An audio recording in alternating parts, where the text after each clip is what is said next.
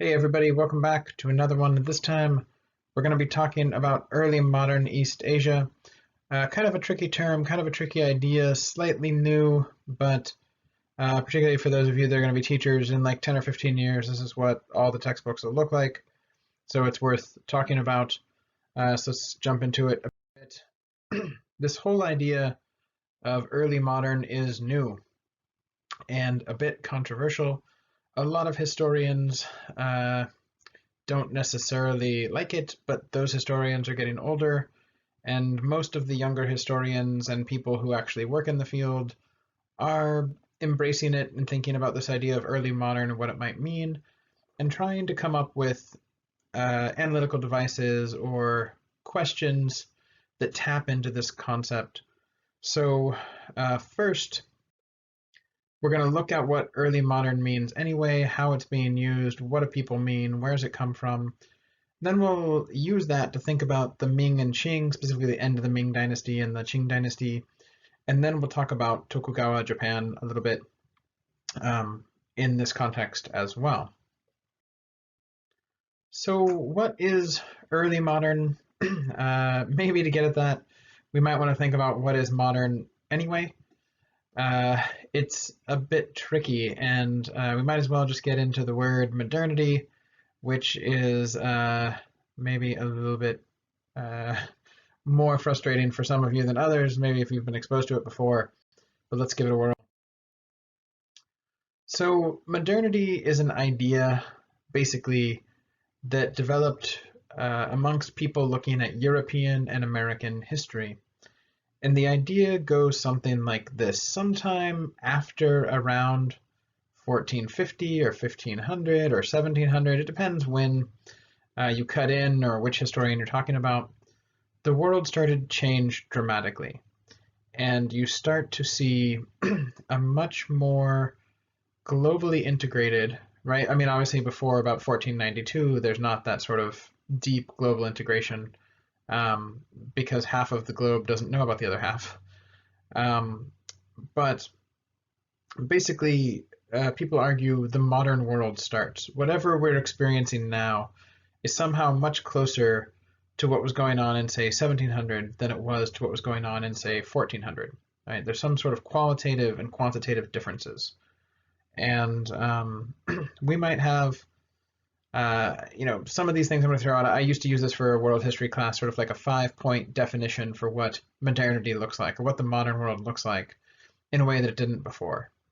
And so in the modern world, particularly after about 1700-ish, you have things like industrialization. Industrialization is just totally different from what came before. And if you haven't talked about this in previous world history classes, basically before the Industrial Revolution, human beings rely solely on plant and animal power, right? Things that are generated from the sun. If you cut down more wood each year than grows back, you're in big trouble, right? But once the Industrial Revolution happens, human beings are able to tap into essentially petrified sunlight in the form of coal, oil, natural gas, eventually things like that, that can produce energy at a scale that human beings had never used before, and allowed for machines to take advantage of that, first through steam power and then through electricity, enabling human beings to use machines to produce way more products, conduct way more work than was humanly possible before. So something different. Another thing you might think about is globalization. So after the Americas and Afro-Eurasia come into prolonged, deep contact after the Columbian Exchange, the world is much more unified, from microbes all the way up to human beings. And it can't really go backwards. Europeans start eating chocolate, right? That's never going to go backwards, right? So food culture changes, where people are located changes. I mean, I think you're pretty familiar with that story. We also see things like increased political participation in the modern period. You start to get things like nation states. You get the Atlantic revolutions. You get a changing way that human beings think about their role within society and within politics, if they had even thought about it before. People stop thinking of themselves as members of a village and they start a family, and they start to think of themselves as members of a nation. And that's really wildly different. You also start to have a mass society, and this revolves around increased literacy rates, more prevalence of various types of media. So you get more sort of social cohesion. If everybody's reading the same newspapers, if everybody's reading the same books, um, seeing the same sites, if there's a common consensus about what it is that's the natural wonders, or any sort of categorical thing you like, it creates a sort of social bonding where people start to think and feel kind of the same, for good and bad, right? This can be manipulated in various ways, and that's a whole side conversation. Um, and then you also have the nation state and nationalism, which I already referred to a little bit, um, within that idea of political participation, right? So nation states are radically different than what came before. They're not empires. Um, People participate in them. They have really well-defined borders. Within a nation state, you're supposed to be homogenous. Also, that sense of nationalism simply didn't exist before you have nation states. Nobody was running around thinking, I'm Mexican, meaning like a member of the Mexican state, or I'm German, like a member of the German state. This was new, and in many places there had simply been no state before. So, you could make the case that French people had felt French or something, but actually there hadn't been a state that we would recognize. There was a French Empire, but most French people out in the countryside would not have necessarily thought of themselves as French. They would have thought of themselves as, from Marseille or something like this. So really different. And there's all kinds of work and study and philosophy about what this sort of modernity means. If you look at the scene, this depiction of, I don't know, England or something, you get this sense that this is somehow different than how people were living a couple hundred years ago in a really big way. Here's a picture of industrialization, right? Those machines. I'm sure you guys have dealt with some of these things before, right? The textile factories and weaving and thread, just able to produce so much more than human beings had been able to do on their own before. Potosi, if you don't know, was a silver mine in what today is Peru, and it was the biggest, just randomly happened to be the biggest location of silver in the world. The Spanish found it. They started to exploit that silver to ship it around the world, essentially to increase the Spanish Empire's wealth. That's where the majority of their wealth came from the Americas. Yes, Vive la France, right? You have the French Revolution happening here. This is that idea of political participation, right? Political participation can certainly be violent. But also this development of a nation state, because this is going to become sort of the foundational mythology, right, for French nationalism, for example. Here you have Gutenberg printing, right, the printing press, making mass society come together, right? And here you have those German, this is more of those revolutions. This happens to be in Germany. But anyway, this modern world is very different. And the way this was dealt with in the historiography, when talking about anywhere that wasn't Europe until about 20 or 30 years ago, was that all of this stuff just developed in Europe and to America to a lesser extent, and then was just dumped on everybody else. So the way that these things arrived in what today is Latin America or India or China was just that Europeans showed up with it, and that the West inserted itself onto people. But this is really problematic because it sort of conflates modernity with Westernization, which I put in scare quotes there. We'll see more about that. So a lot of these places that colonial powers are going to go, Britain, the Dutch, the Spanish, the Portuguese, they do take some of these ideas with them, and they colonize those places. But modernity develops quite differently in the colonies under imperialism.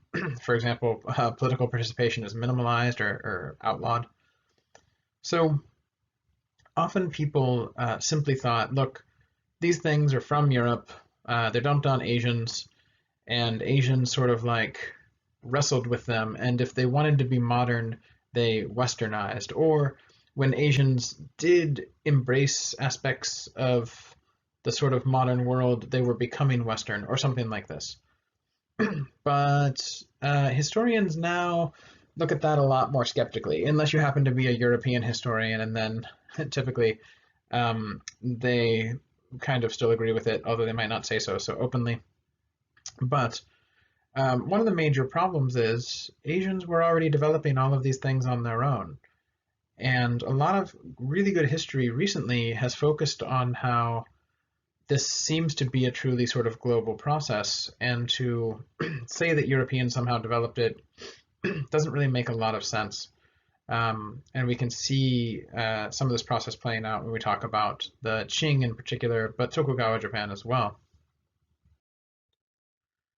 So this kind of gets us back to this issue of periodization and trying to understand sort of modern versus pre-modern. And if you crack open a textbook, in particular, like any kind of middle school, high school, even college textbooks, basically for anybody that's not European, their history is going to be called pre-modern and modern, more or less. To an extent, that's what we're doing with this class, even though we sort of know about the problems inherent in that. So for, you know, India or any place in Africa or any place in East Asia or any place in the Americas, basically the periodization goes lots of stuff up until they had contact with the West, and then, modernization, or then it's like modern times. And this is really a problem, because it predicates that the West was somehow modern and developed modernity in this whole new world, and then the rest of the world is just sort of along for a ride, and that those things are inherently Western or European or something like this, which is, of course, garbage, but it's a very insidious kind of idea. So, for example, like if you do Mexican history, it's either pre-Columbian, which means like before Columbus, or it's modern, right? For example, the same with India, right? It's either like before the British or after, basically, is the way these things are divided. So this sort of dividing line of contact with the West often hides that there was tons of communication and movement and connections before. For example, we saw that China and Rome were connected through the Silk Road 1,500 years earlier, 2,000 years earlier. So they were in contact all the time. So what changed, right? There's something different there. Also, this sort of assumes that non-Western people were changeless and traditional and always sort of backwards or never innovative, or were just sort of the same and just kind of sitting there waiting for Europeans to come show them something, which again is complete garbage. And when you state it like that, it sounds ridiculous. But that's sort of the inherent assumption in this sort of periodization. Also, when you talk this way, it's easy to forget that the whole idea of the West was extremely new.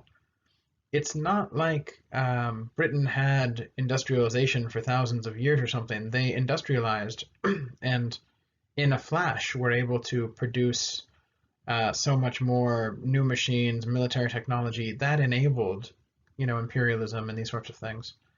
So the West as a thing was shockingly new, and in fact, we'll see Japan, for example, had a national diet with politicians long before Italy or other European places. So it gets a little bit confusing if you sort of assume the West is one thing, that it has a sort of culture that was more advanced. It's easy to forget that that was shockingly new and sort of a new injection into all of global history that was changing as it was going. So here on the right, you see the sort of model of the sort of classic European timeline. People think of, you have sort of ancient and medieval and modern, right? And so the ancient world ends when Rome collapses, and then you have this medieval period. They used to call it the Dark Ages, but historians didn't really like that. They sort of changed it. And then you have sort of the Renaissance forward as the sort of modern era. Um, but this timeline doesn't work at all for Asians or anywhere outside of Europe at all. So people have tried to keep it and sort of just shoehorn Asian culture and history into it somehow. So, okay, you're looking at this picture. Is this a lady wearing like ancient Chinese clothing or something? No. In fact, this was relatively modern Chinese clothing, right? But it's easy to imagine that any Asian who's not dressed in like a business suit or something is somehow not modern. So here's an example, translating Buddhist medicine in medieval China. Cool, right? So a certain time period in China. But the problem is, what does medieval China mean? What dynasty was that? What era was this? Is it just the same era as in Europe? Well, in Europe, we call it the medieval period because it's after the end of Rome, but it's sort of before the Renaissance. But China didn't have, one giant empire collapse and then not anything really until the Renaissance or something. So having a medieval period in China doesn't really make sense. It doesn't fit any particular timeline. So people have tried to do things like this where you shoehorn in a particular time frame, but it's pretty arbitrary. So we might avoid that, or we might try to get around that somehow. And part of that starts by realizing that Asians themselves participated tremendously in the making of the modern world. It wasn't just Europeans that developed these things and foisted them somewhere. And Asians were always connected into those systems, those global systems, even if those systems come to be dominated by Europeans. So let's take a look at that with the Ming and Qing dynasties. So during this sort of early modern period, let's just say for convenience sake, after 1500-ish, but we could even do before, we could say 1400-ish. We'll look at the sort of, we looked at the foundation of the Ming before, and we talked about the early Ming being very expansive and exploring the oceans and stuff like that. We'll see where that goes. And then we'll talk about the Qing dynasty and how they tried to sort of reassert traditional values, which is really a funky idea because the world was changing really, really rapidly. So why do you have traditional values when the world's changing really rapidly? Those two sort of go hand in hand counterintuitively.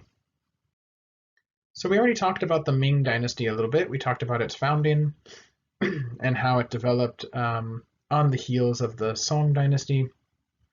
And we talked about the sort of doubling down, or not the Song dynasty, sorry, the Yuan.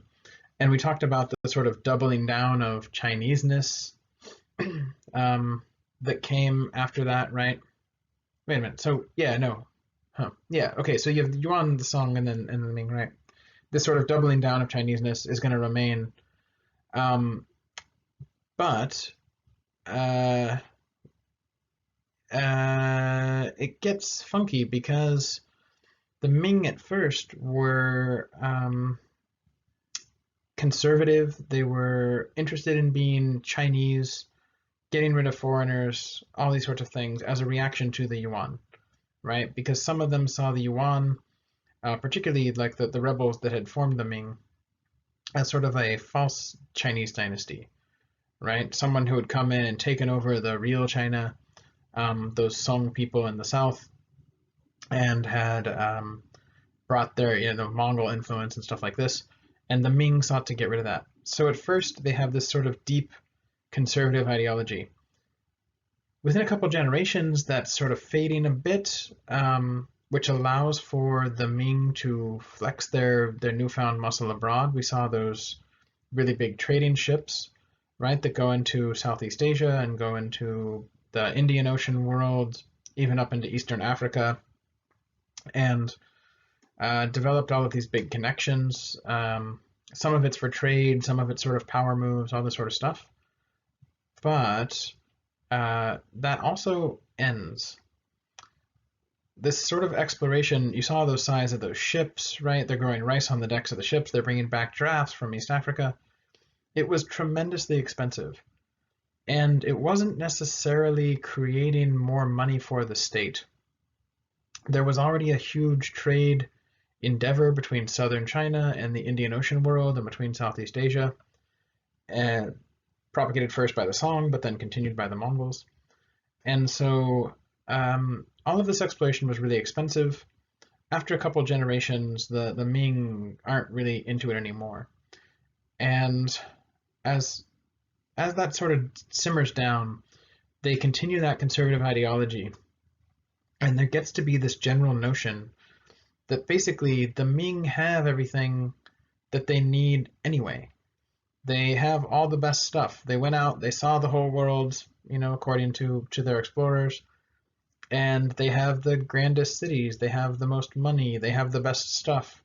So you don't really need a lot from the outside world, except the Ming economy had developed an interesting quirk. Even though they still use some of that flying cash, that paper money, most of the Ming economy ran on silver. So they needed silver to be used for coins. And as it turned out, this is the exact moment when the Spanish had started to colonize the Americas, and when they had found massive silver mines in South America, right, in Potosí, and also a little bit in Mexico. This is why Acapulco exists, by the way. The Spanish took silver that they found in Mexico and in South America, and they took it to this port city, Acapulco, where it then got primed to be shipped across the Pacific to China. So the Spanish trade, how this worked was they didn't just exploit the Americas and take stuff back to Europe. It was a broader global system. The Spanish mined or had slaves mine or native peoples mine the silver in the Americas. Then they shipped it to the Philippines, which was also a Spanish colony. From the Philippines, they traded that silver with China for all kinds of Chinese goods, right? They wanted tea, silk, porcelain, all those different cash crops from the Columbian Exchange that China was growing now. And then that stuff would be shipped to other Spanish colonies or back to Europe. And that's how the Spanish made their money. The silver was valuable, it was valuable back in Europe, but if they could turn that silver into porcelain, that porcelain was more valuable back in Europe, right? So they realized they could get better prices this way. It's sort of a big global economic circuit. And what the Ming did with this silver was they made it into coins. Also, the Chinese government was taxing in silver.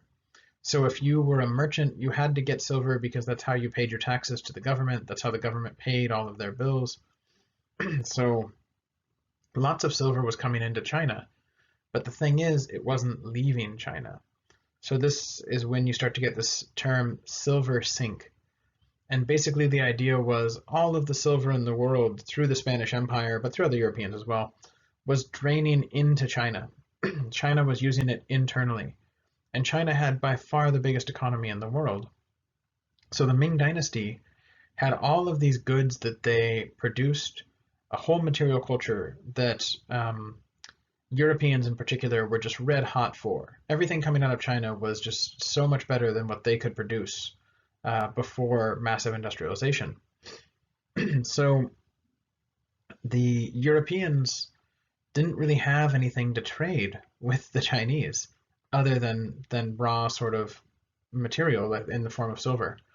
So all of the silver in the world was funneling into China, and then China produced lots of goods that came out and went to the rest of the world, right? So this is this idea of a silver sink, right? It's all getting stuck in China. But this enabled a huge economy in the Ming Dynasty itself. Here's some of the porcelain they were creating. Ming Dynasty porcelain is very, very famous. This blue and white colorization, crystal clear sort of veneer on these things, really amazing. The Ming are mass producing products, right? So this is typically associated with industrialization in the West. But in China, at this time already, they were mass producing pots and tea on a scale that Europeans found just absolutely, impossible to keep up with. Part of that was the large population in China, but part of it was the whole sort of commercial system they'd developed. Also, you had this whole sort of leisure class that had developed. Even though under Confucianism, the merchant class is not high ranking or lovely or held with big regard inside of society, they are also the ones with the money. So they have more leisure time, they have more excess wealth, they can travel, they can engage in all kinds of activities that regular people can't. So even though there's this growing sort of middle class, we might say, if it were in a European context, developing, they weren't necessarily given higher social standing based on that, even though they could have access to lots of material and social goods. But the ones who were still sort of seen as high standing socially, right, of course, were Confucian scholars and stuff like this. But you still have wealth changing the way regular people could interact with society. Fashion, right, always is an indicator of this. You can't have fashion without extra money and free time and stuff. So here's some nice Ming Dynasty fashion for you. People were consuming, they were involved in these sorts of processes.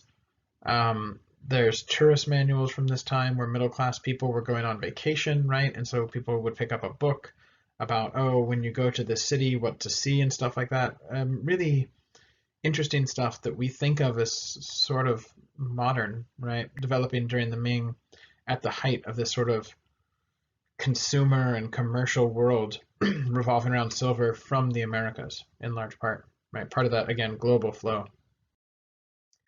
But just like many of the Chinese dynasties we've seen before, the Ming Dynasty is going to face some problems.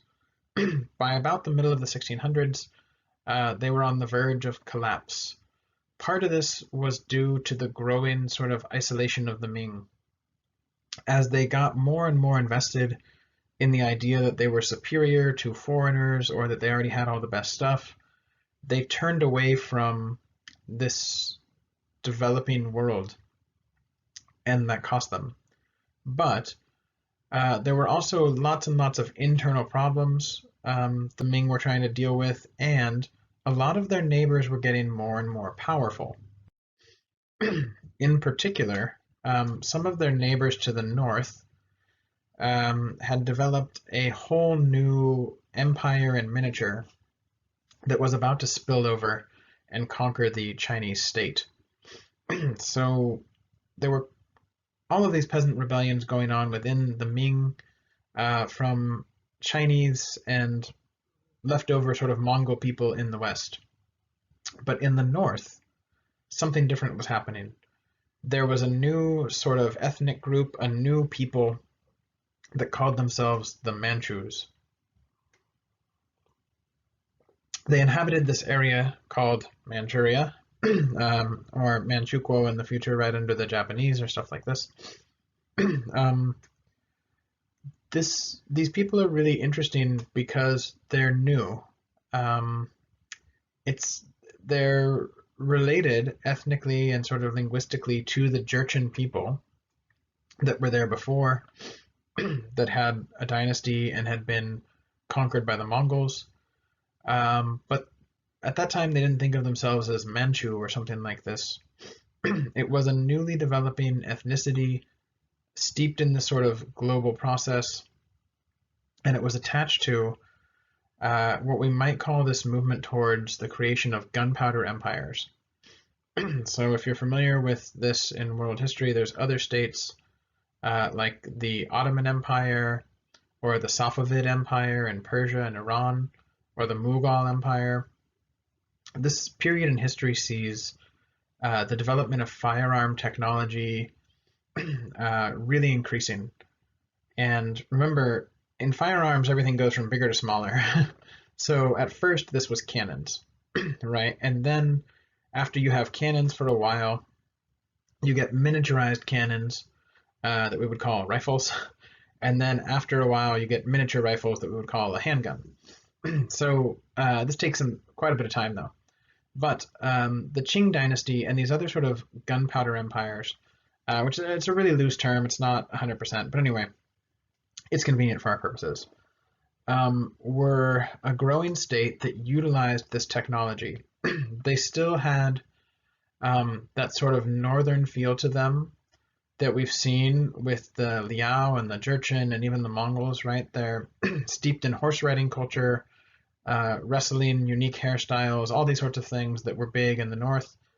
But they also now use cannons and have a whole new sort of military system and ethnic sort of identity, and are able to establish a capital at a city called Mukden, which is not too far from Beijing. We're going to see Mukden in the future, by the way. It becomes important to Japanese colonization in Asia down the line. But the Manchus have a strong military.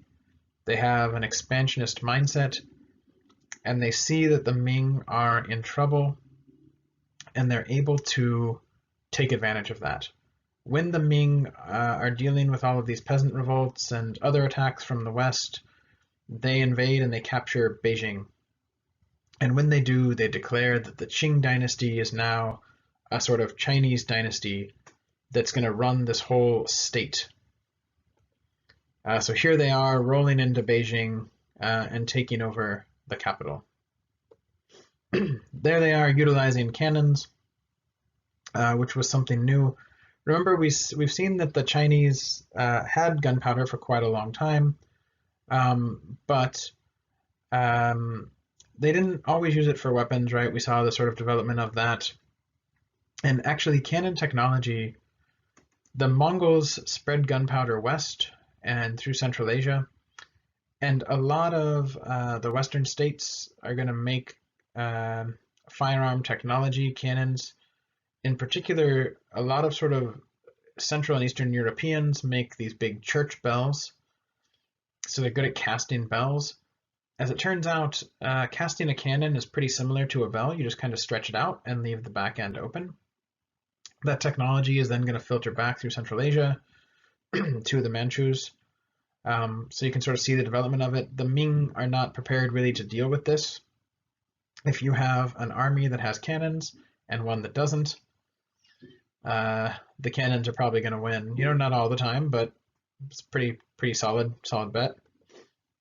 So one of the things that made the Manchu army so interesting, and sort of the ethnicity of it and the race of it so interesting, is because the Manchu, much like other northern peoples and the Mongols, were not necessarily one fixed ethnic group. Again, they were very new, but they also were administering over multiracial, multi-ethnic groups.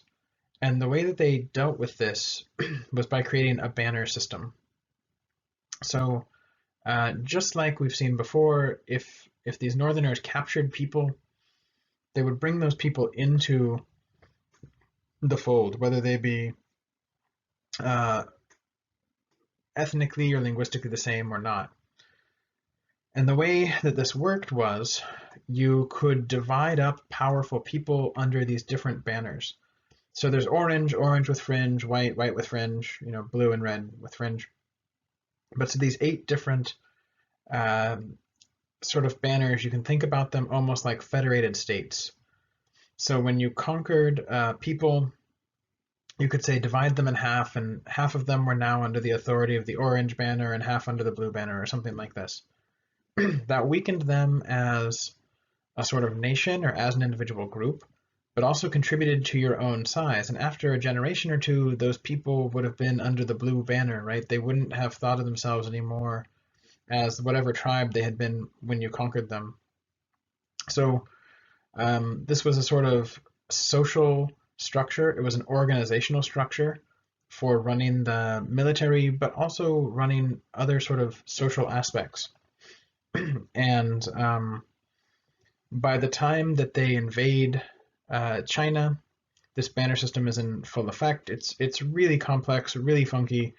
It's a way of sort of increasing the size of your uh, what we would now call race or something, which is really tricky because they didn't have that concept at all.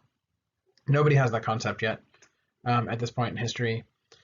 But it's a way to sort of increase your strength, increase your numbers, but not necessarily give too much power to any of the groups that you bring into the fold, right? Because you're dividing them, you're separating them up.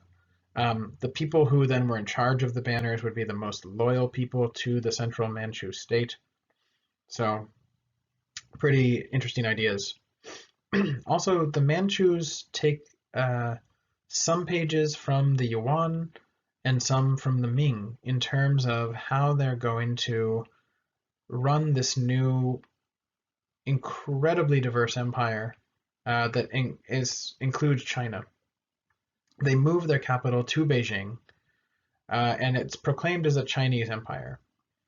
But the Manchus themselves, the like hardcore elite Manchu group, want to keep their Manchu identity even as they rule over China as Chinese, authentically Chinese rulers. So this is kind of a tightrope here. It's hard. They create a writing system that they'll use for the Manchu language that's separate from Chinese. But they also use Chinese in official court documents. They keep Confucianism, but it doesn't go all the way to the top in a sense, even though the emperor, right, is the top of Confucianism. But the Manchus at the top don't necessarily get there through the Confucian bureaucracy. That's how all the bureaucracy gets there, the Chinese bureaucracy. So here you see Manchus engaging in like this traditional northern wrestling practice, which other Chinese wouldn't have done. It's a way to sort of keep this Manchu identity that they've developed. But remember, they developed it only pretty recently. At the same time, they want to embrace some of the more conservative aspects of the Ming because those, in some ways, you could point to the Manchu and say, aha, these people are foreigners. But if these foreigners espouse a sort of conservative Chinese ideology, that's pretty hard. You know, if they're saying, ah, yes, the Han and Confucian and stuff like this, Taoism, it's hard for people to look at them and be like, well, they're not Chinese. Every time we see them in public, they talk in Chinese. They, you know, obey all the Confucian rites. They are anti-foreign themselves. So they sort of do a really good job balancing out those two different impulses. So here is the Qing state at its sort of height. The modern nation state of China is starting to take shape here. This is closer to that than anything else we've seen, but you'll notice there's some tributary states kind of farther out. Those places will not be there. For example, Nepal or Burma, places in Southeast Asia, Korea, are all going to be sort of tributary states during the Ming period. Also, you see something funky is going on down there with Taiwan. There's a really interesting story about that as well. So that sort of pink and white area to the top that's labeled Manchuria, that's where the Manchus originally sort of formed this new ethnicity, this new culture, if you will. And you can see they're pretty close to Beijing. So it wasn't too far for them to kind of come in. Those green areas are added relatively quickly within the Qing Dynasty. under one particular emperor, and we'll sort of look at that. Notably, these places in like Western China today, or Central Asia and Tibet, right, become Chinese, for whatever that means. And we'll sort of have to think about that as we go. So what did Qing rule look like if these people are Manchu and foreign, and like proud of their Manchu-ness?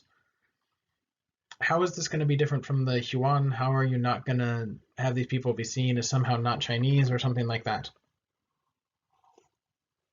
Well, a big factor of it in it comes from this guy, Emperor Kongxi.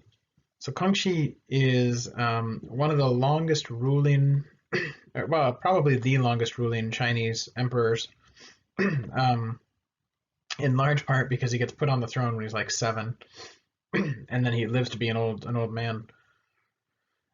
He is, I think, the first-born Qing ruler actually in China, in Beijing, in the Forbidden City, where they've moved the capital, because his father was born in Mukden. And he is a ruler who, right, he gets put on the throne when he's like 7. So at first he has different regents, right, that are watching out for him, but maybe they're watching out for themselves. One of them dies from smallpox, I think, pretty quickly, and then the other one is sort of plotting against him. He has to deal with that. By the time he's about 15 or 16, he has got rid of all the regents, and he's just ruling this empire on his own, which is pretty amazing. He is seen as just like the height of the Qing rulers in a lot of ways. He's the one that sort of gets Tibet to come into the Qing orbit. He puts down the last of those sort of Western Mongols that are out there in the deserts to the west. He integrates just this huge state. This is when lots of cool stuff starts to happen that binds together China as an extremely diverse place. In this new sort of extreme diversity, it becomes less important that the Qing leadership is not Han or Chinese somehow. And in fact, lots of people remember there was that idea that anyone under the Chinese state was Han anyway. So once they can kind of convince people that they're the authentic leaders of China, then everybody in the state is Han anyway, so it sort of doesn't matter. And the way they do that is by fighting off these other foreigners who hope to attack China, whether that be the Western Mongols or these sort of intrigues they have with Tibetans, or there's a remnant of the Ming Dynasty that's on the southern coast that goes to Taiwan, all these sorts of things. So Kongxi is famous for binding this huge state together and creating a broader sense of what it means to be Chinese, or what a large sort of multi-ethnic Chinese state might look like. Again, this is part of a sort of global transformation in what politics is looking like at this time and how people participate in it. However, even though they come to be seen as legitimate, the Manchus are famous for remaining sort of militarily on guard against anyone who might want to out them or proclaim them as somehow not Chinese in the future. They've seen what happened, right, with the Yuan and other dynasties, so they stay militarized, but slowly sort of become legitimate. And part of the way they do this is things that are Manchu are forced on the Han state as well. So yeah, here's some violent, here's a depiction, right, of some of the violence under the early Qing that has to be sort of dealt with by the state. Okay, so one other thing about these Qing, just like the Jurchen, which we saw before, I don't know if you remember, the Jurchen were like super heavily armored, but they also had really funky hairstyles. The Manchu is the same thing. They have these really particular hairstyles called the Q. Um, by like the English version of it is called the Q. So here it is, right? This is the way that when Americans first start interacting with China, this is what they see, right? So this becomes the sort of depiction, the stereotypical depiction of Chinese people and stuff like this in the US. But basically, the Manchu leaders proclaim that every Chinese male subject has to adopt their hairstyle. So, in a sense, the Manchus are going to adopt to being Chinese, but they're also going to force the Chinese to adopt to being Manchu a little bit. It's a sort of power play that transforms the population in a sense, right? We're going to see more of these sorts of things. Also, this is around the time when the Manchus start to wear qipao. So, qipao is a dress basically like this. It's really tricky. It's not going to become totally popularized until the 19th century, but and it's not going to become totally a dress until the 19th century either. This Mongol way, or not Mongol, the Manchu way of dressing for women is also somewhat particular. It becomes more popular throughout the empire, and then it's going to mesh with Chinese interpretations of what British women are wearing or what European women are wearing. And so by the 1920s, we're going to see that, particularly in the South, a lot of Chinese women are wearing qipao, and it's this sort of mix of Mongol traditional clothing plus European women's dresses. So anyway, often though, foreigners, non-Chinese people would look at this and they would be like, oh, traditional Chinese clothing. But actually, it's pretty new and it's slowly coming on in the 18th and 19th centuries. And the version you get that Americans are like, oh, that's Chinese, that's only in the 20th century. We're going to see later. So, this new sort of hairstyle and clothing for women is definitely from the Manchu elite, but it's going to become more and more popularized. It's going to sort of trickle down as things do culturally. Also during this time is when China becomes absolutely fixated on trading in tea because it's just a major commodity for them. So under previous empires and previous time in Chinese history, tea was consumed, tea was a local product, and very, very big business. But by the 1600s, 1700s, Europeans are exploiting the Americas. They have more resources. They want to engage in trade. They're trying to take over the Indian Ocean trade. And one of the things that Europeans are really hot for is tea. Particularly the British, right, become famous for drinking tea. They're going to try and get tea from Sri Lanka and India, but that takes longer. And the tea they're going to get from there is different. This sort of tea that you're looking at here is green tea. This is like a picture of gunpowder tea because it kind of looks like gunpowder. It's like slightly balled up. And this is the sort of tea that British people would have been drinking and Europeans would have been drinking. If you've heard of the Boston Tea Party, where upset Americans pretended to be Native Americans so they could attack British ships, and they threw a bunch of tea in the water. This was it. It wasn't black tea. It wasn't like tea in bags or anything. It was this green tea from China. That's also what Americans used to drink. George Washington would have been drinking this tea, right? For example. So it's this huge commodity for the Chinese, and it begins to make the Qing Dynasty tons and tons of money. They're selling it, remember again, just like before, for silver. They don't necessarily want European products, and we're going to see this is going to lead towards a problem in the future. The Qing, just like the Ming, believe that they already have better versions of everything that Europeans might offer them. They will take certain things, but Europeans seem to want their stuff a lot more.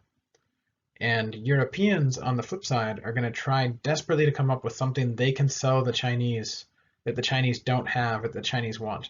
So just keep that in the back of your mind for later. We'll see where that goes, but that's going to lead to some problems for the Qing dynasty down the line. So now let's talk for a second, kind of both about Ming and Qing at the same time. Some of these ideas are going to overlap a little bit in terms of both the Ming and the Qing dynasties. There's this general sort of conservative feel to them, and we've seen this before coming from Confucianism, right? With the idea that the most ideal society is in the back or in the past, and we need to sort of get back to that.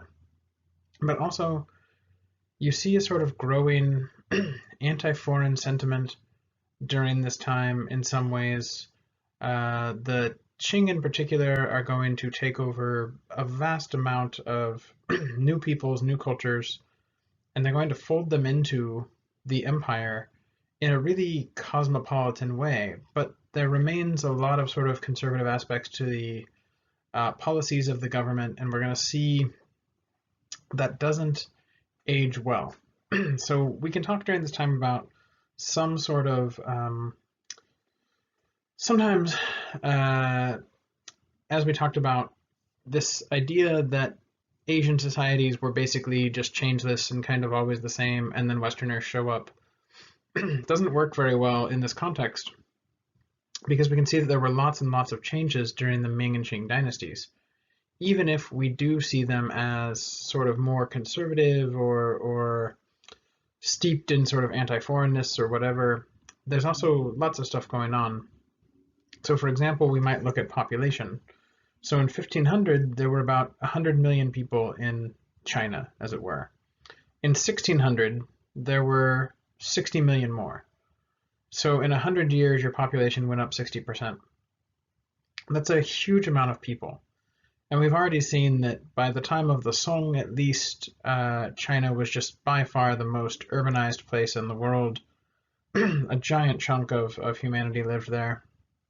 And this actually gets more lopsided during this time because Europeans go to the Americas and the population in the Americas plummets due to disease and slavery. But the population in China continues to skyrocket. So there are going to be big conflicts in China that occasionally put huge dents in this population, but overall the curve is still upward really, really quickly. So why is this happening? Well, quality of life is increasing, the economy is really good, but also China is part of that Columbian exchange. So they're part of that circuit of new foods, new materials, going around the world.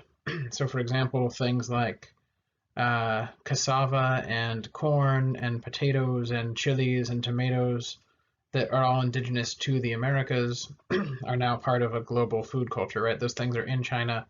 Chinese people are going to be eating potatoes, corn, they're going to be growing corn to feed livestock, right? So you get just more food. More food always equals more people.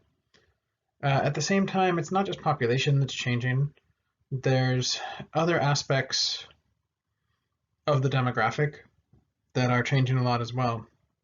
So for example, you might look at that through the lens of gender relations or the way gender is constructed in China is really rapidly changing. During this period, there used to be, we've seen foot binding, it was already there, but it wasn't a very elite thing. So very elite Chinese women would have their feet bound to make these little teeny small shapes that apparently look good, but also imply to people that you don't work. Because if your feet have to be sort of mutilated, I'll show you how that works in a second, you can't be working in the fields. You might compare this to long fingernails. My guess is you've never seen a mechanic with really long fingernails. The reason is they wouldn't be very good at the job. If you do lots of physical labor, it's hard enough to keep your hands clean, let alone have long nails. So people with long nails, that was a status symbol that implied they don't work. So why do women have long nails? It dates back to this idea that shows that they're not a farm worker, they're not low class. It's a similar sort of idea. The problem is, like all elite culture, it eventually becomes more affordable, it eventually trickles down, it eventually becomes something that middle class and even poor people want to copy in order to emulate that style or have a taste of that sort of elite life. So what happened during the Ming and then particularly during the Qing is foot binding becomes more popular even amongst populations who do have to work. So this causes sort of problematic experiences for women that are engaging in these beauty practices that hamper their daily lives. This plays into this idea that women are being more domesticated and more controlled by men during this period, but also we see a lot of really independent women during this period and new kind of strange notions of romantic love developing, particularly in the sort of pop culture that's around. Before I get there, though, let me show you. Here's a picture of the bound feet. There are still a few people around who have this. It's not a practice anymore. The communists definitely put a stop to this, but there's still some people who have it. So basically what you do is when the child is pretty young, you break her feet. There's the bone right in the middle, and you sort of curve the foot over itself, and you bind it. And over time, as the foot heals and you keep that binding really nice and tight, it forms into a small little shape where it's kind of like on top of itself, like a little fist. There you go. And then you can put on a nice little teeny shoe over that little foot fist that you've created. It's perfectly fine if you don't really have to walk. But if you have to walk very much, it makes it laborious and pretty difficult.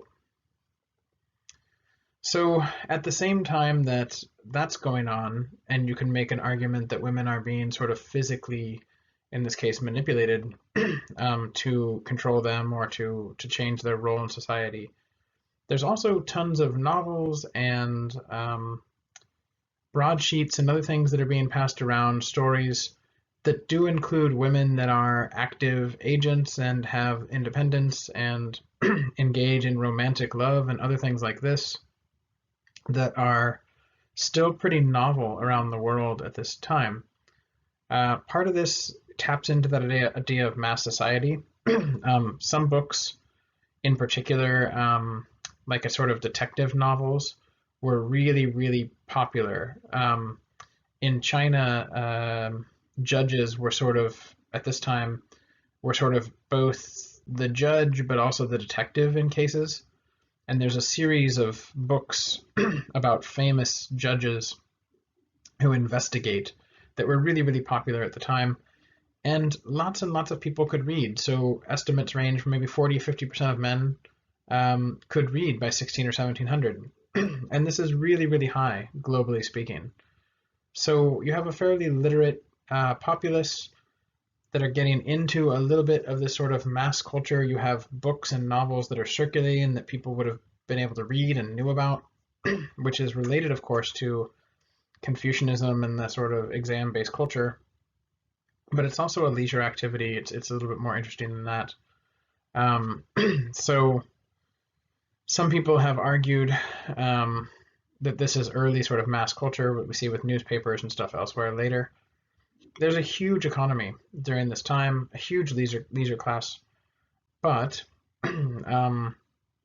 some historians and authors have tried to point out that this might mean that China during this time had to change less. So because of the sort of conservative politics and because of the sort of Confucian system and because the economy was pretty good, that innovation was less rewarded.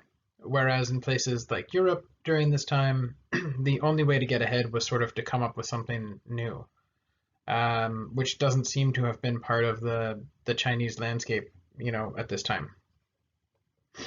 So here you go, there's that market economy. You even have people riding like fake horses, right? So speaking of Europeans and all, this is also when you start to have Europeans coming into contact more directly with the Chinese.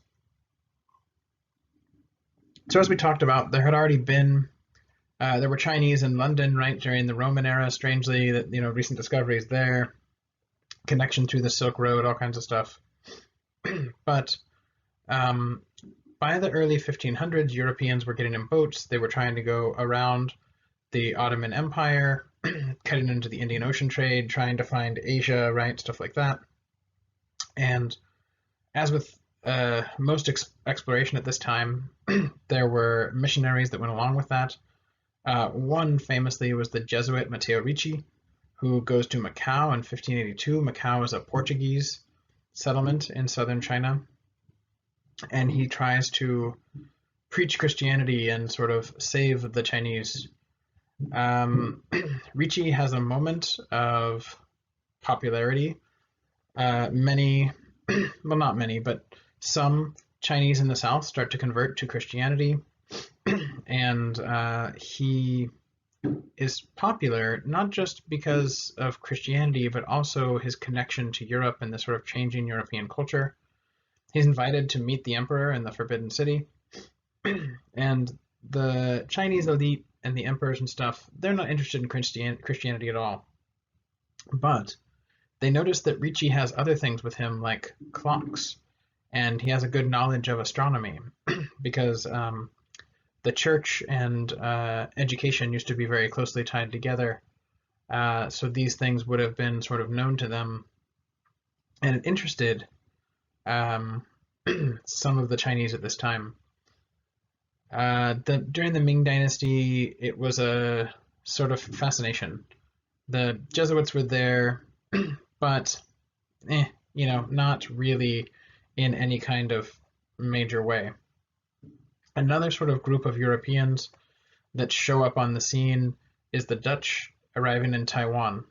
So the Dutch have a colony in Indonesia, and they have a sort of outpost in Taiwan that's sort of further afield, right? It's almost Southeast Asia, it's almost southern China, it's kind of in between. So here's a depiction of the Dutch settlement on Taiwan. They call it Taiwan then, right? Okay. So the Dutch were there for a while. This is an interesting sort of little segment because this is also happens to be where the last of the Ming Dynasty kind of hides out from the Qing Dynasty and stuff. But the reason the Dutch were there is because they weren't allowed to trade directly in to China, so they're there sort of as intermediaries between the sort of Chinese and Indonesian trade. It doesn't work out for them for too long, and they end up kind of leaving. So these early European efforts they're not really getting much headway, right, in terms of setting up new colonies or being successful with conversion or anything like that. Then during the Qing Dynasty, they're even less friendly towards Europeans. So remember, the Qing Dynasty was founded by the Manchus, who were sort of outsiders but quickly become Chinese, and part of that process is in itself to be anti-foreign. And I told you about that Emperor Kangxi, who is the longest reigning monarch, right? He becomes downright hostile to missionary activity in China because there's sort of a problematic series of debates about what it means to be Christian and what it means to be Chinese. And basically the Christian churches decide that those Chinese engaging in ancestor worship is a form of sort of pagan faith, and that if you want to be Christian, you can't worship the ancestors anymore. So this is upsetting for a society whose foundation is Confucianism and involves the rights, particularly to your ancestors. Also, the emperor sees the Pope and a sort of European authority as hostile to his own authority. So there's lots of reasons that they passed this edict sort of forbidding missionary activity in China. We're going to see this has some long-term implications as well coming down the line. Yes, here's some nice porcelain. This is what those Dutch traders would have been trading there in Taiwan. So how did the Ming and Qing engage in foreign trade if there's Europeans showing up and they're kind of kicking them out and they're kind of engaging in this anti-foreign sentiment? What'd they do? Well, the foreign trade becomes really tightly controlled by the state. So the government monitors foreigners coming and going the best they can, and they monitor large-scale sort of trading activities. There's this general idea, as has been around for quite a long time, that for the Chinese, the danger is always from invasion from the north. So the problem is going to be Turks or Mongols or the Jurchen or even the Manchus themselves, right? There's going to be some horse riding peoples to the north, some military force from the north that's going to attack. And so it was very hard for the Chinese leadership to get away from that. In their imagination, the danger always came from the north, and it had for thousands of years. But there was something new that was happening, and they termed them the Southern Barbarians. So all of a sudden, there were people showing up in the south who wanted to engage with China, but seemed maybe a little dangerous, seemed like they might have been duplicitous, had a strange new religion, had economic practices different from the Chinese. So these southern barbarians needed to be controlled, but the Chinese weren't quite sure how to do that.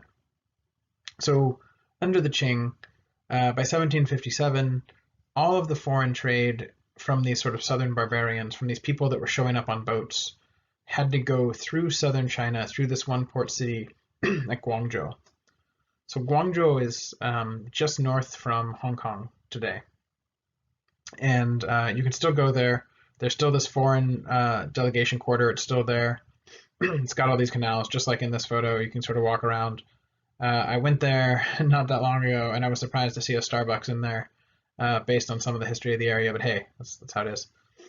Anywho, so remember the Ming and Qing, they still want that silver from the foreigners. But they don't really want foreigners in China. They don't really want Christianity in China. They don't really want any of the goods the British or the Dutch are bringing. So really, they're just basically selling Chinese commodities at these places that are called factories, which is just big buildings where they store Chinese commodities essentially to be sold to Europeans who are then going to truck it back to Europe. And it's part of this weird global system, and we're going to see we'll see a lot more about this next time.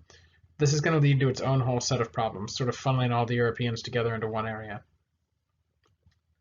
Here you go. Here's the marketplace. All of the commerce theoretically had to go through Chinese. So Europeans would show up with money, but they would go to this foreign delegation area. All the traders that had the product were Chinese, that the sort of staging areas were Chinese. So the foreign traders had to work really closely with these Chinese sort of trade consultants and experts that managed everything. So here's a depiction of that. And again, we'll see this coming up in the future. It has a big implication. At the same time, during this period, lots and lots of Chinese leave. So during the Ming and Qing dynasties, the population is exploding. This is when a lot of Chinese are going to go to Southeast Asia, go to Australia, and go to the United States later. So if you go to Southeast Asia today, there's Chinatowns all over the place, old Chinatowns. Now it's much more integrated. And big segments of the population, maybe 10% in a lot of areas, are Chinese heritage. Because you have thousands and thousands of Chinese that are being sort of pushed out of these big cities, and they're being pulled towards Southeast Asia, towards like these lands of opportunities. In Malaysia, there's all kinds of mining, and in Thailand, there's lots of opportunities, in the Philippines and as well. So this is interesting because you probably have heard a lot about Europeans exploring and European colonization and immigrants and stuff during the 18th and 19th centuries, but the Chinese were doing it too, right? So like there were actually a lot of Chinese in California before there were a lot of Americans in California during the gold rush, for example. So we'll see some of that sort of stuff as well. This overseas Chinese population is going to have a big effect later down the road when we think about like global China or China today, when we get there kind of towards the end of the class. Okay, so that's kind of the Ming and Qing situation, thinking about them in terms of this sort of pre-modern world. We'll see the Qing a lot more again in the next couple lectures. But let's look at Tokugawa Japan, the sort of unification of Japan into a singular state, what that is, how it sort of fits into this pre-modern idea we're talking about, or if it does, and get a sense of what was going on in Japan just before this sort of interaction with the West, or whatever we want to call it, that's going to happen. So you've already seen this slide before, but I just thought I'd bring us back to where we were when we were talking about Japan last time. Remember, we talked about the shogun's kind of control over the countryside starting to decline, this breakdown of central rule, and the daimyo consolidating their territories. So individual samurai families would have their own territories out in the countryside that produced rice, that produced wealth for them. They often had castles, their own villages, their own marketplaces, sometimes their own currency, all these sorts of things. So the daimyo basically were making their own sort of mini provinces, and they were all kind of looking to exploit each other. At the same time, you have the things like the Onin Wars, where basically there's the samurai swords and stuff. Here's some Onin Wars for you. Basically, two different clans were just regularly fighting each other in the streets in the capital, and the shogun didn't do anything about it. The emperor didn't do anything about it. It was a crazy time. Most of Kyoto gets just messed up. All of the big houses flee to the countrysides. They're not really in the capital anymore. So there's not really an effective government. There's no emperors, retired emperors, shogun. They're not really in control. You have this breakdown, maybe 200 or 300 different daimyo families at any particular time. Sometimes they marry together. Sometimes people lose, their currency. So it kind of changes. But a large percentage of the population belong to a samurai household. So here you go. Here's some more samurai for you. Onin War.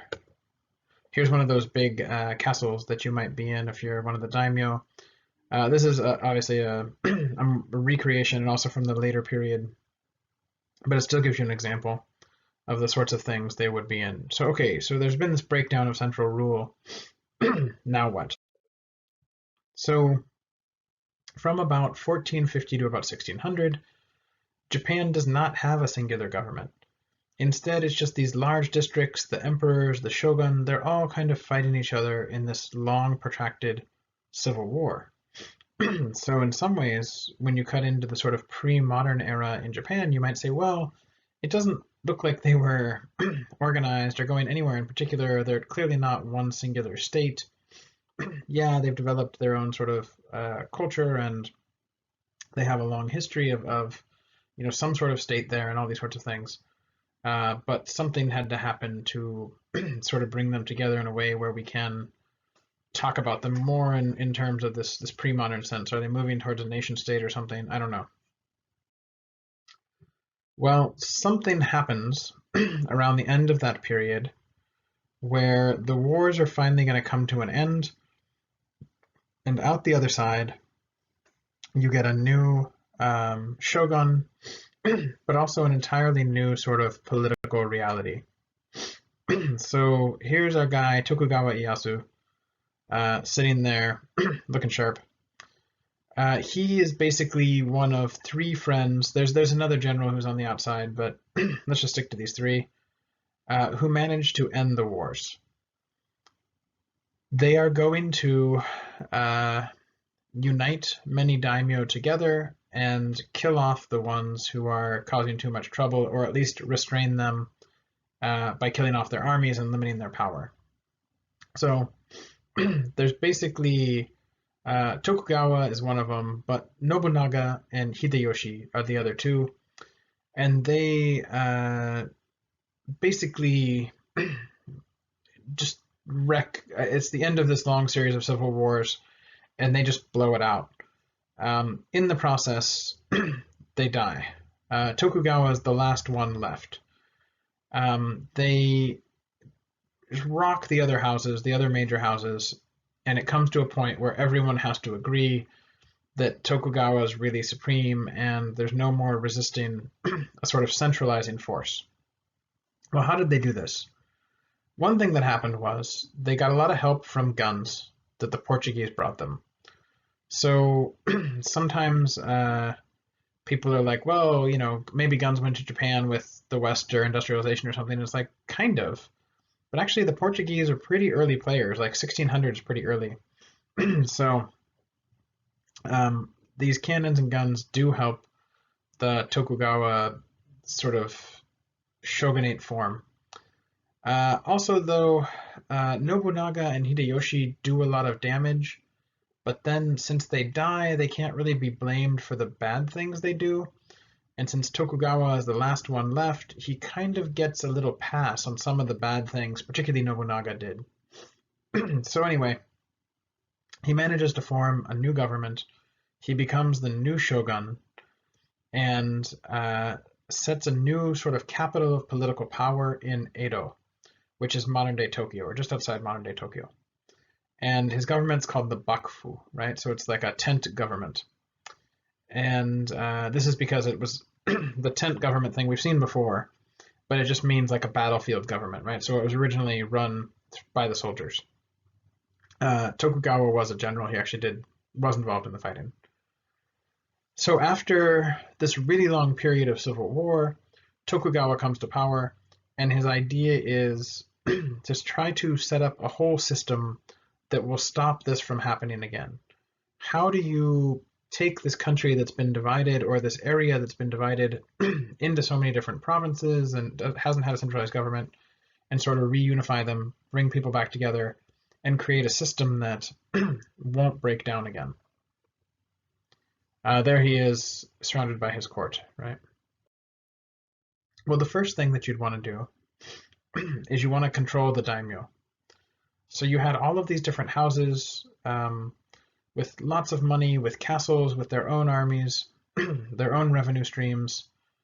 How do you sort of bring them all to heel and make one unified government?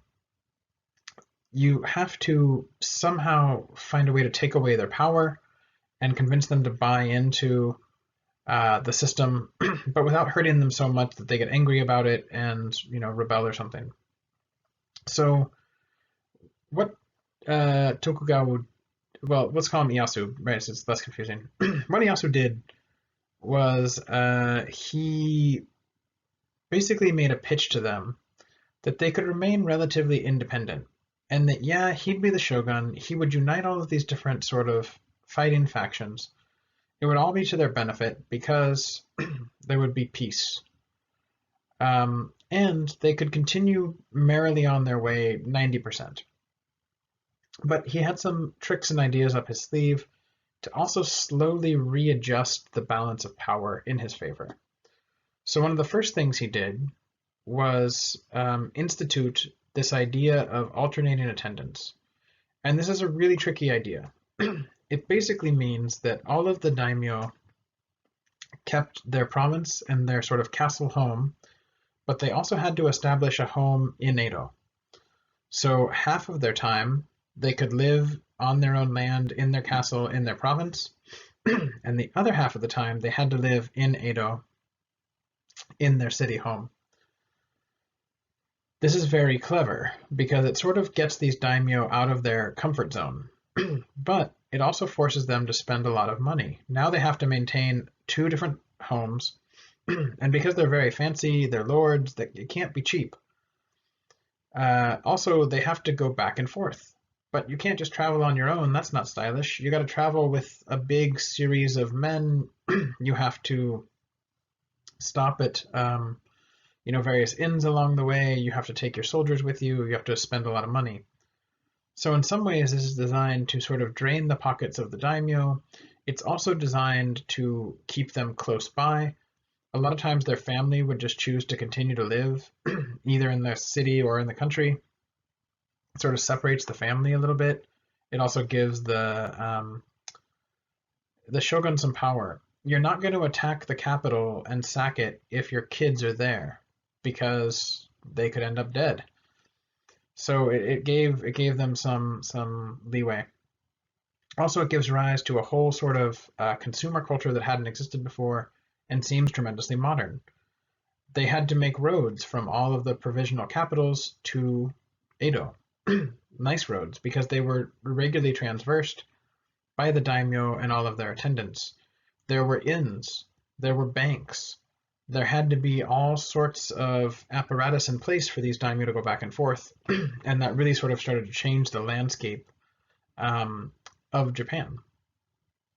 Also, a final trick that Tokugawa employed that really helped out was the shogun controlled who the daimyos could marry and who they could meet with, right? So if, family A and family B were thinking about marrying, it might make a giant new family, one that might be almost as powerful as the shogun. So you don't want that. So the shogun wouldn't let them get married. Or family X and family Y, the daimyo from each one wants to meet or something. Well, maybe you shouldn't let them do that. Maybe you shouldn't let them get together and talk privately. So the shogun can sort of forbid that as well. So there were various ways to sort of keep these daimyo apart, keep them from conspiring, and also keep them from marrying into each other to produce a wealthier or stronger alliance that might threaten the sort of central state. So these are really good ideas in terms of slowly taking power away from these groups and translating it to the state. Here's one of these roads that's still there along this sort of attendance trail, I guess we could call it. These sort of pathways from the countryside into the capital. These were paved. They were really high quality, right? Here's a depiction of these inns. So Japan has a whole, it's not traditional in that it's not super old, right? We're seeing it develop during this time, during the 1700s. This system of inns and hot springs for people to stay at that are, therapeutic, but also have this very traditional veneer to them. They start to develop during this time, right? During this period of attendance. So totally coincidentally, and just a huge accident that is going to propel Tokugawa forward and the Tokugawa shogunate, is right after this sort of long civil war, life starts getting back to normal. And one of the first things that happens is Japan discovers, or the sort of state discovers, a huge set of silver mines. And this is just an incredible amount of money for Japan. Because remember, there's this sort of global silver network where the Spanish are digging all this silver from the Americas and taking it to China via the Philippines. Just totally coincidentally, right around the same time, Japan, a bunch of new silver mines are open, and it's just a huge boon for the Japanese and for the state. They export this silver to China, and it allows for a huge amount of Chinese commodities to enter Japan.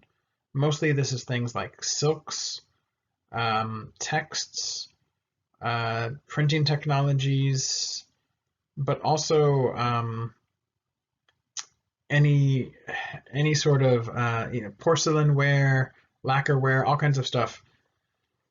And this is going to allow Japan to then sort of make those things themselves or imitate that technology, because once they get it and they have a lot of money in Japan as well, they can practice making them. They can encourage their own artisans to make these things.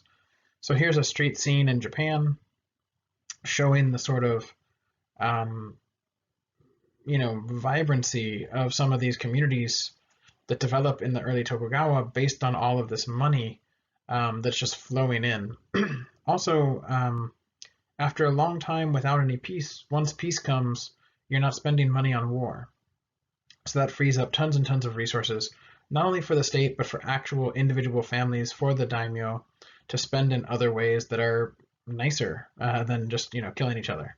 So here's a depiction of some Japanese women enjoying their leisurely lives. They have music, they have food, they have really exciting clothing going on.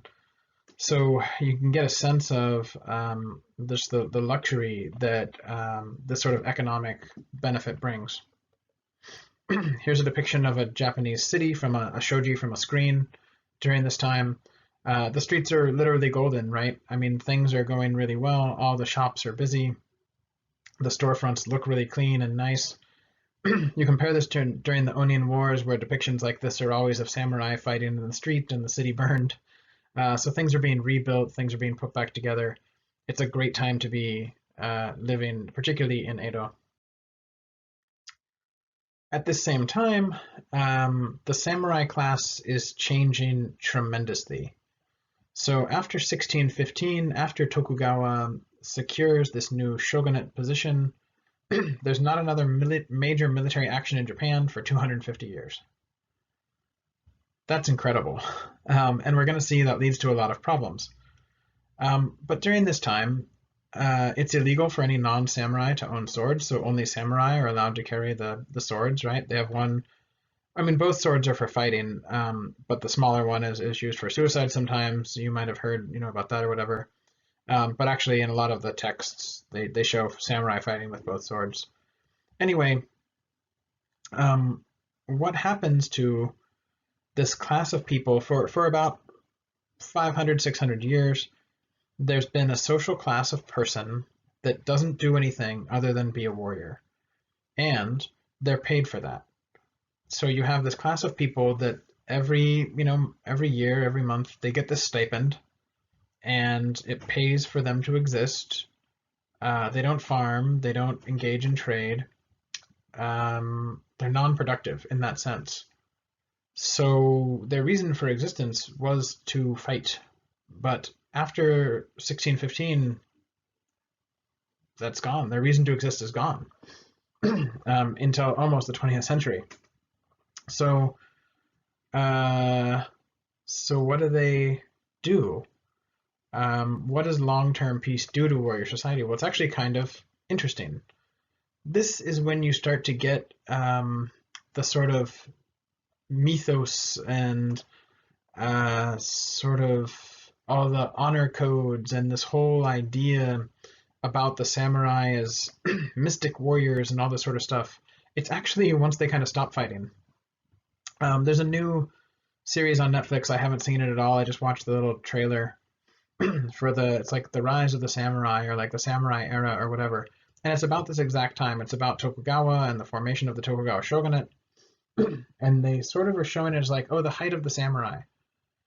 But what's implicit there and what they don't actually say is it's also the end of the samurai, in a sense, because after this, they don't train to be warriors per se, because it's a peace, it's a prolonged period of peace. So something different has to happen. Here's a samurai.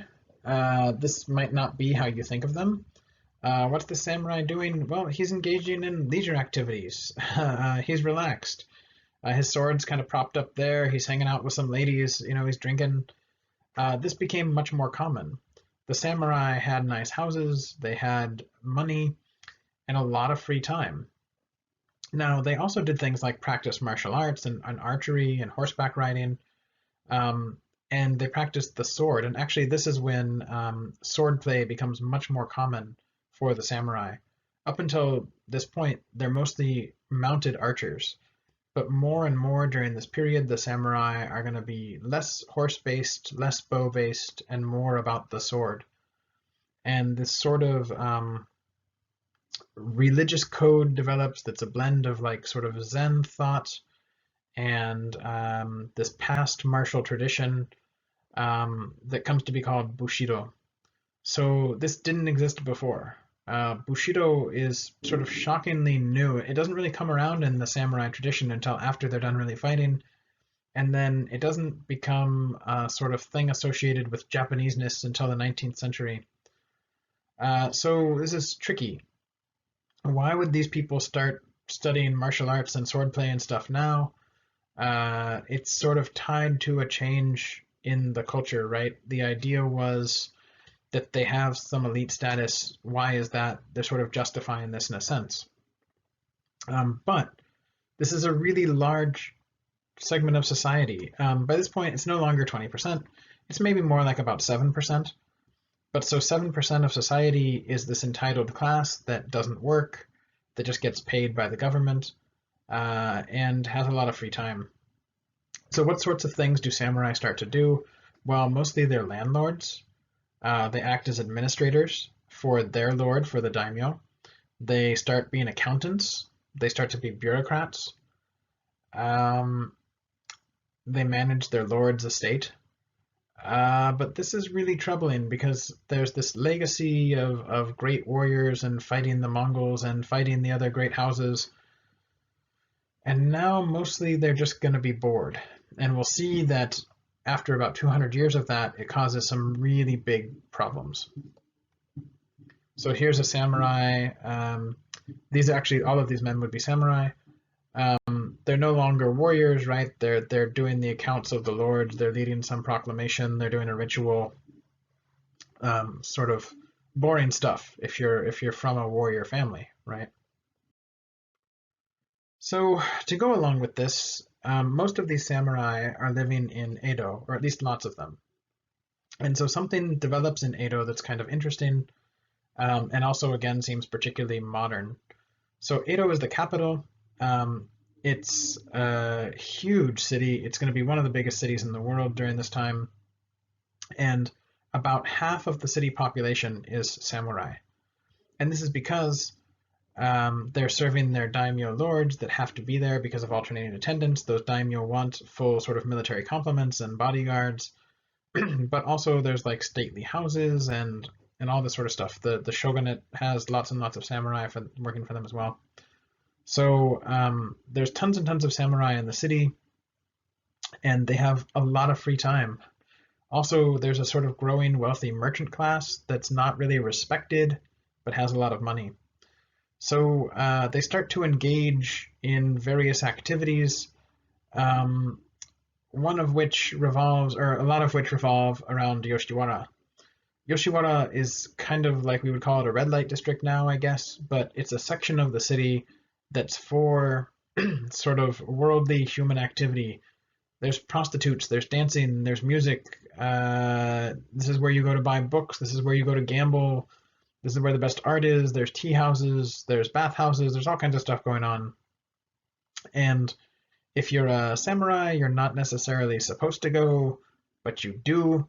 Lots of samurai dress up as regular people so they can go and engage in all of these activities without their boss seeing them or something, but their boss is there too.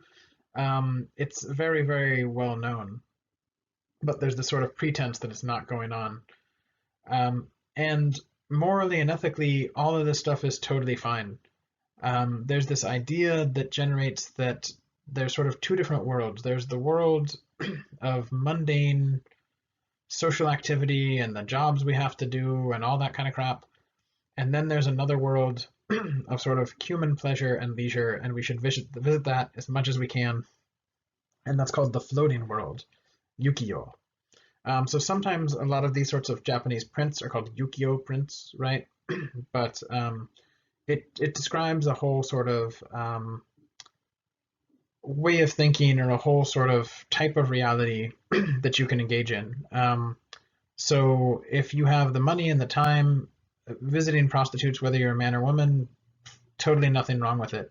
Gambling, totally fine. Spending all your time in a tea house drinking tea, totally cool. There's no sort of moral prohibitions on these things because it's seen as sort of a separate section of your life, a separate sort of sphere where the goal should be to enjoy your life. And this leads to just a boom of new artistic styles, new written styles, all kinds of new art emerges at this time, new painting, and a bunch of different storytelling methods. In particular, you get two more major types of like Japanese theater that are still around, kabuki and bunraku. You may have heard of kabuki before, bunraku maybe not so much. Bunraku is like a puppet theater.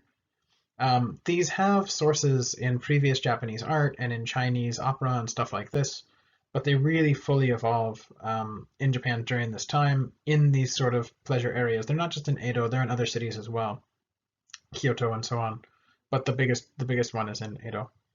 Also, romance novels become really popular during this time, again tying into that sort of mass society field that we had talked about a little bit.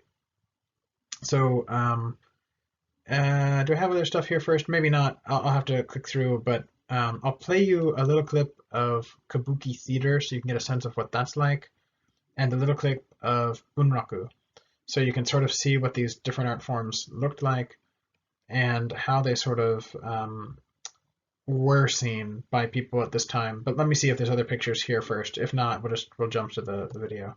Yeah, okay, here's a picture of a tea house. So this would have been in the city. So like a walled off little section of the city, but you go inside of that wall, and inside is a sort of garden space, a relaxing space. This was when there was this new form of tea had developed that was purposefully sort of very nativistic looking. It was purposefully just separate from mundane life. It was supposed to be sparse and relaxing and deeply tied to nature, and all of those sort of aesthetic principles that you read about last time would have been involved. Here's inside the tea house. As you can see, very simple, but also elaborate in a sense, really straightforward in terms of material, but also extremely precise in some ways. Really interesting. There's at University of Hawaii, I did a whole class that was all just about tea and the tea ceremony and stuff. So it's like there's so much stuff going on here, but also sort of simplistic in a way, right? It's that sort of dual thing going on. Here's a woodblock print. So this is like often referred to as like a ukiyo print, right? People crossing a bridge. If this looks familiar, it's because Europeans are going to rip off this style. If you're familiar with a lot of the Dutch painters and like the old masters in the European tradition, they copy these ukiyo prints. Here's another one from this time. So these would have been woodblock prints, right? So that's the reason they're called prints, which is really cool, right? So you basically, instead of making a printed piece of paper with words, you print the pictures. So you can sort of mass produce these prints, which is really cool. You sort of paint one layer of color on and then press, and then you do another layer and press, and you have multiple presses that go on the same piece of paper. It's pretty cool if you've ever done some of this for an art class or something. Okay, here's another good one. So this style is really recognizable, right? If you see this, your brain should be like, ah, Japanese, right away. And if you look at them, you can definitely pick through those sort of stylistic traits that we read about for sure. Okay, so I think this is the last one before we get to the kabuki and all. But so there you have it, lots of woodblock prints.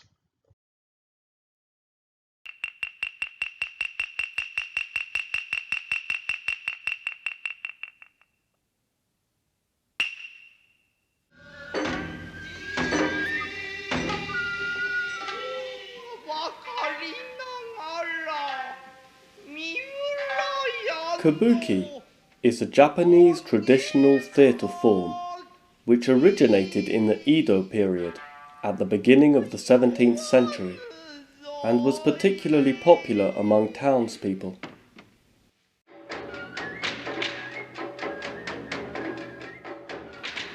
After 1868, when Japan opened up to Western influences, actors strove to heighten the reputation of kabuki among the upper classes and to adapt the traditional styles to modern tastes.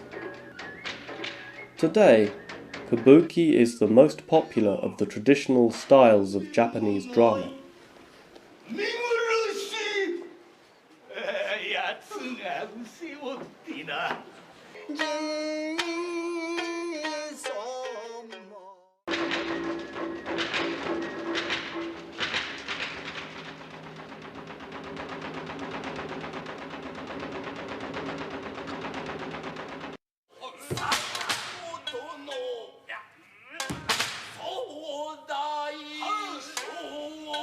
Important characteristics of kabuki theatre include its particular music, costumes, stage devices and props, as well as specific plays, language and acting styles, such as the mille, in which the actor holds a characteristic pose to establish his character.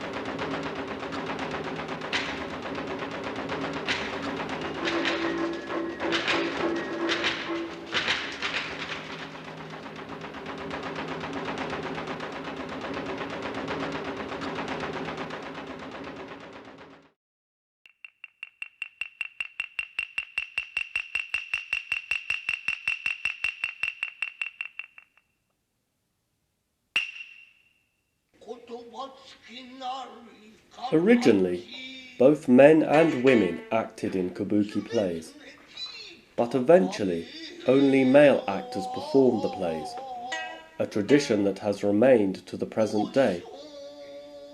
Male actors who specialize in women's roles are called onagata. Two other major role types are aragoto, rough style, and wagoto, soft style. The actors speak in a monotone voice and are accompanied by traditional instruments.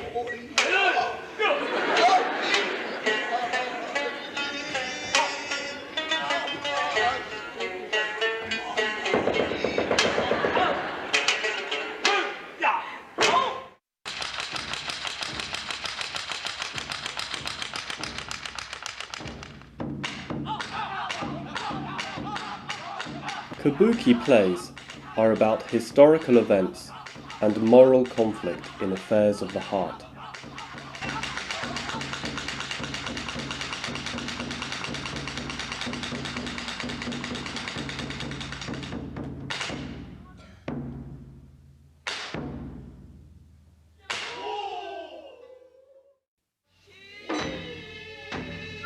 The kabuki stage is equipped with several devices, such as revolving stages and trapdoors, through which the actors may appear and disappear.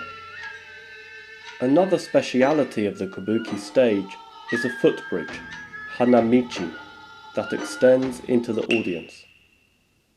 Keshi, the special makeup, provides an element of style that is easily recognizable, even by those unfamiliar with the art form.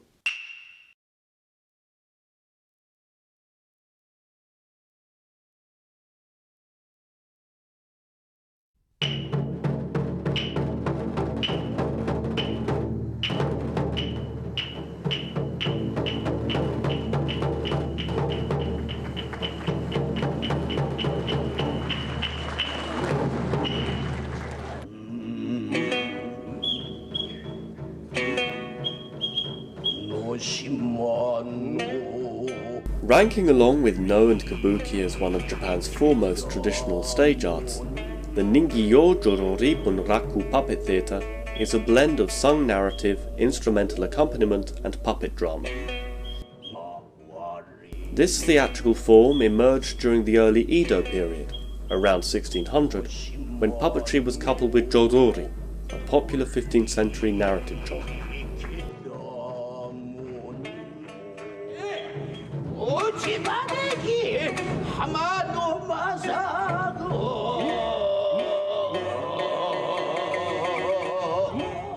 In the mid-17th century, numerous permanent commercial theatres were devoted specifically to puppet performances and kabuki, and by the mid-18th century, Ningyo Jorori had adopted its characteristic staging style. The genre acquired its present full name, Ningyo Jorori Bunraku, in the late 19th century. The Bunrakuza was a leading theatre of the period.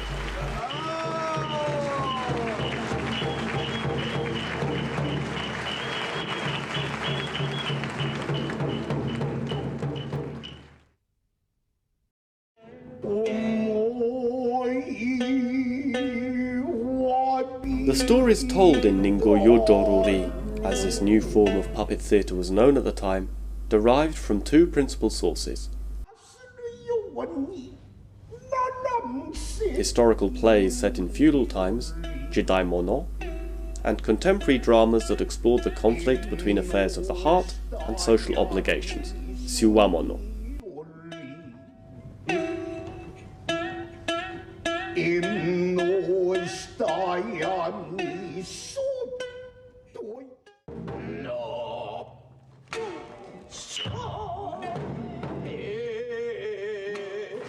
The impressive puppets, which are dressed in elaborate costumes and have individualized facial expressions, are painstakingly handcrafted by master puppet makers.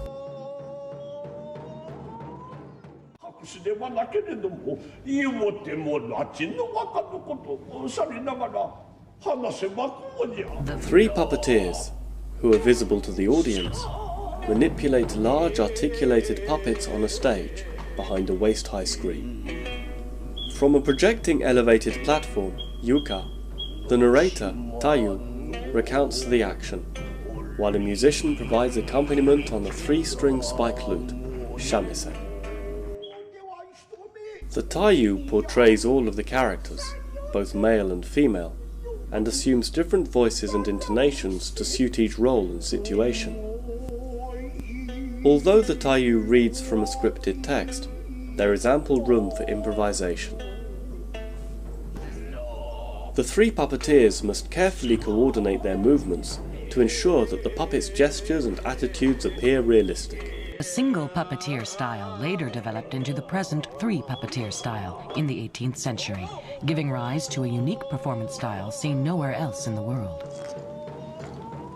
The main puppeteer, or omozukai, operates the body and head with his left hand and the puppet's right hand with his own right hand. The second puppeteer, or hidari-zukai, matching the movements of the main puppeteer, operates the doll's left hand. The third puppeteer, or ashi-zukai, operates the doll's feet with both hands.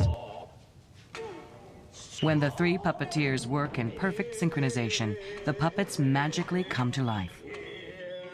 Since female dolls, as a rule, have no feet, the third puppeteer must hold the hem of the kimono and use his hands and arms to create the illusion of moving legs.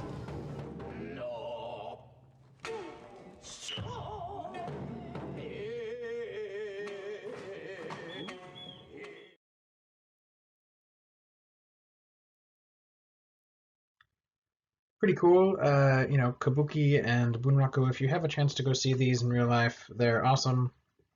Really elaborate sets and costuming. If you don't speak Japanese, that can be hard to follow, right? Because they don't do them in English all that much. Sometimes there's like English subtitles across the top or something. And sometimes they are done in English as well. Okay, so just like we saw in China, Japan is also experiencing a really big boom in population during this time. So between 1600 and 1700, for example, the population goes from 22 million to about 29 million in the archipelago. So why is this? Well, first of all, they stopped fighting. So if you've been at war for a really long time and you stop, all of a sudden, normal life is filled with things like babies and food and, not dying violently. And that really increases the population a good bit. This population was relatively urbanized compared to most of the world. A lot of Japan is mountainous, so you can't necessarily settle it. So these populations tend to be pretty densely packed. At the same time, all of those sorts of aspects of the Columbian exchange, new commodities, new foods, are filtering into Japan as well. This allows for the growth of a bunch of new products. And in fact, a bunch of the things that we might think of as Japanese food originate around this time or later. So we'll see sort of more of that coming down the line. So here's a nice community village. Instead of these people, having to worry about samurai coming through or something and ripping up their town, they just don't. life's a lot more peaceful. Places like this, like in Edo, quickly become huge. You can see this is a castle town, right? There's that castle in the center of it. There is just, I mean, you can see like in this shows you like lots of people on the street, very, very robust economy, very robust public spaces. People are out and about, they're doing stuff, and there's a lot of them. Here's another depiction of Tokyo or Edo, the city, showing all the sort of sub-districts. So by this point, even by 1700, we're seeing what looks almost like modern cities sort of emerging in Japan, but this is well before westernization or some sort of like modern, event coming there from the outside. Sorry, my light, it's flicking on and off, so if you see weird lighting, don't worry about it.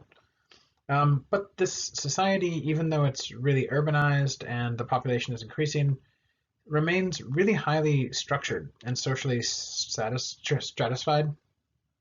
And we'll see that that's going to have an effect coming down the line as well. Those samurai remain at the top. Wow, that light's doing crazy things, huh? Those samurai remain at the top, remember, and they're paid to be there. And they occupy this section that more and more is sort of becoming redundant within Japanese life. And how they're going to deal with that, we'll have to sort of wait and see. Here's a nice depiction of a street scene, markets, night markets, going on. This is still incredibly common. If you go to East Asia or Southeast Asia, you'll find night markets all the time. It's kind of a nice way to get out of the heat and see what people have, for sale and stuff like that. Very common theme. Here's a busy, commercial district again. You just get the sense that people have a lot more per capita. They have access to more. These people are not worried about their personal safety. It's a much more peaceful and sort of robust society that even though we might look at it and say, well, it's really highly stratified and there's like clear class divisions, that actually created a sort of stability that people in East Asia typically see as positive. Remember, under kind of Confucian ideas, hierarchy is real and it's good, and it leads towards a functional society. So, good stuff there. What about Christianity in Japan? This comes up a lot because this era sees some weird stuff happen. Just like in China, new Europeans are showing up. And this isn't just to talk about Christianity, it's because it has a specific sort of place. You'll see in just a second. It causes some reverberations about the way the Japanese view Europeans overall. So here's some of the earliest Japanese depictions of Europeans. These are Portuguese traders. You'll notice right off they have weird funny pants, right? The Japanese don't seem to like European clothes. They don't get it. They don't see what's up. The Europeans have dogs. The Europeans have slaves, right? So this is what the Japanese were meeting, these people, but also missionaries. And so in 1549, Francis Xavier arrives and starts to try to convert the population to Christianity, and is actually really successful. Christianity at this time really appeals to the Japanese. This is before Tokugawa sets everything into place. And there are a lot of competing daimyo. There's been civil war for quite a long time. Just like with the development of Christianity itself in Rome, in the Roman Empire, people that are engaged in lots of military conflict or suffering might be drawn to Christianity because it promises a sort of salvation after, like, yeah, this life sucks, but afterwards it's going to be great. So that appealed to a lot of Japanese at this time. And some daimyo really converted to Christianity and started working with Europeans a lot because the Europeans had guns, which they found very helpful, and the Europeans had trade resources they found very helpful. In any event, after the Tokugawa shogunate starts, there's a large backlash against Christianity. In part, this is because conversion efforts are very successful. This seems threatening. In part because there's supposed to be one emperor in Japan and a sort of local faith and religion, and Christianity seems to be disrupting that. So because these Jesuits are so successful, it causes a stir, right? People who aren't converting are confused and upset that their family members are changing or no longer practicing Confucian Buddhist rites, and seem to be maybe subversive to the state. So, during Tokugawa's shogunate, early on, Christianity is outlawed. Christians that choose to rebel against the state, against this law, are crucified publicly, which is a big deterrent to being openly Christian. Missionaries are expelled, especially the ones who.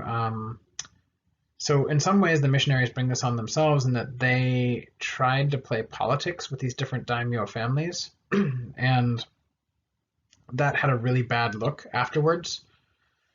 If you are a missionary and you go someplace and you try to like play the locals off each other, sometimes they catch on to that. And this is a common theme actually in missionary work, and that's a very dangerous position for you to be in because they realize you've been sort of manipulating them.